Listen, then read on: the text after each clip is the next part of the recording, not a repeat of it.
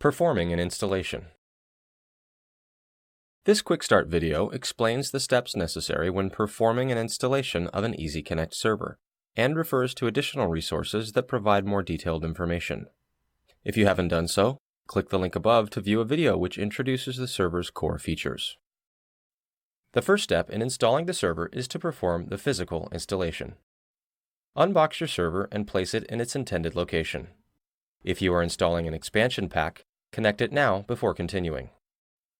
Without powering it up, connect the server to its power source and plug network cables into the server's LAN, WAN, and ILO ports. Then connect the other end of the WAN and ILO cables to the firewall or router through which the server will connect to the internet. Click the link above for details about box contents, ports, and interfaces. The second step is to access the installation console. First, connect a computer to the server's LAN port. Configure the LAN interface of this computer with a predefined IP address and subnet mask. Power on the server. Wait for it to complete its initial boot sequence, and point your web browser to the URL of the installation console. Click the link above for additional details about accessing the installation console. The third step is to configure the server using the installation console. Select your server's time zone and locale, and then record the IP address through which the server will connect to the internet. If you plan to integrate into an existing network, you should have already worked out how you will do so, and therefore know whether the IP address you are using is private or public. Once connected to the internet, enter the server activation code, which was presented in the commissioning console, and begin the automated installation process during which updates are downloaded from the cloud management platform. When instructed, close the browser window and disconnect your computer while the automated process completes.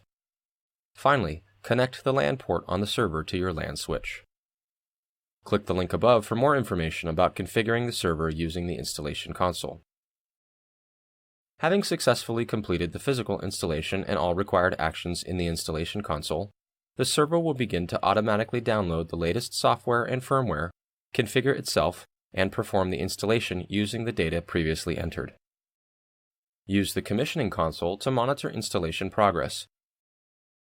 Note that the status may remain as installation in progress for many hours.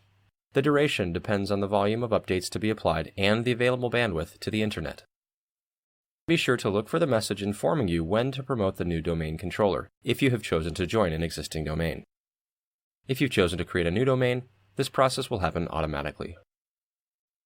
When the site status indicates all services commissioned and all other statuses indicate completed, the service activation process is complete and the server is ready for use. You may choose to verify the functioning status of all virtual machines on the server in the monitoring console. Click here for more information about monitoring the progress of the installation. The final step in performing an installation is to configure the quality of service settings. This QoS functionality ensures that end-user traffic is prioritized before backup data. First, measure the actual on-site upload speed.